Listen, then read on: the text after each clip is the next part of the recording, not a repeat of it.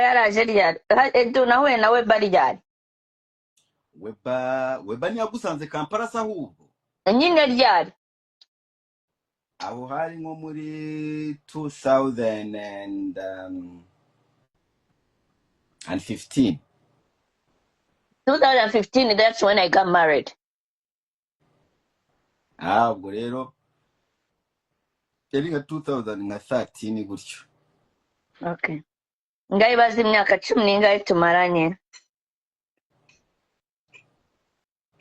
ariko ufite imyaka ingahe nujye gukwiza imyaka hafi 38 kuyigabanya ese kungabanyiriza imyaka ikigabura basi 40. mm ni ukuvuga ko rero niba ugiye gukwiza imyaka nawe bayagiye muri menopause kabaye 40 ariko agakobwa kaba karyoshye agakobwa kari hanze aho kaba karyoshye kaza kakambyarira weba kakansigira umwana kakagenda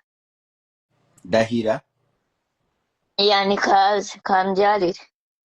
mugira ngiye mwohereza umwana uwamuriye urabizi ko aryoshye se urabizi ko abana banjye ngiye mba nabatesitinzeho mbanza umumbwire njye kumureba ndebe ko ari mwiza oya nzakohereza amafoto urabica wowe nzakohereza amafoto bro icyuki umunyarwandakazi wirabura so a preference what's your preference umva basheri umwana ni Imana imutanga sibyo tuve muri blague ntabwo iramuguha ntabwo iramumva okay narinzi ko ari wowe wanze oya nasagere mwagerageje se ntabwo mwagiye kwa doctor ariko tazamenesha amabanga y'urugo kuri live yawe ntabwo aba ari ukuvuga ngo ngiye nkumenyesha amabanga y'urugo n'ubundi tuba tubibona erega biba biri hanze biri hanze ko njyewe mbaye ibyo nshaka ko mumenya ko nta n'umwe ubuze amakuru ngo araza ngo ko ntari ba bakobwa ngo ndabwire ngo habaye ibi ngo aze ngo ababwire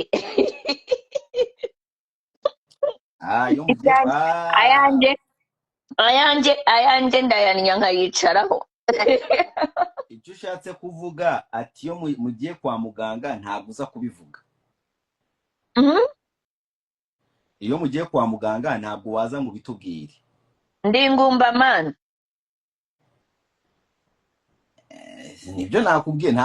ariko ntabwo wavutse uri ingumba ese ko utigeze umbona ntwite ubibwirwe n'iki byanjye ntabwo ariko amakuru y'imihanda tuba tuyazi apana imihanda yerekeza kwa nana ariko ndakureba nkakwibwira ubwo rero ubuze ko ibyawe ntabwo byamenyekanye wabikora ubuse naba nagiye kwa muganga na weba tukagaruka ukabibwirwa nande na weba cyangwa nanjye njye hari ukuntu naciye hari airport nigeze gucaho ndangije guca kuri iyo airport ingera weba arimo gukorera ingera hano njya kubona mushuti wanjye arampamagaye atangira kumbwira visa ziri muri passport yanjye wumvise ibyo mubwiye urabyumvishe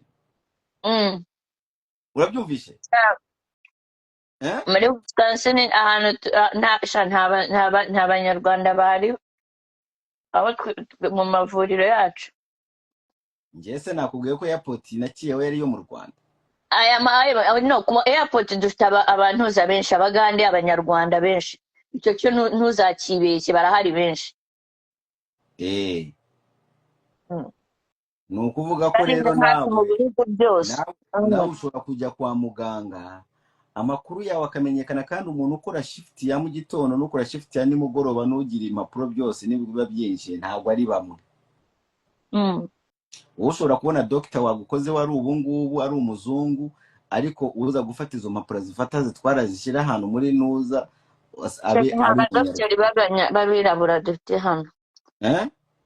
ni bake cyane hano ariko mufite abanazi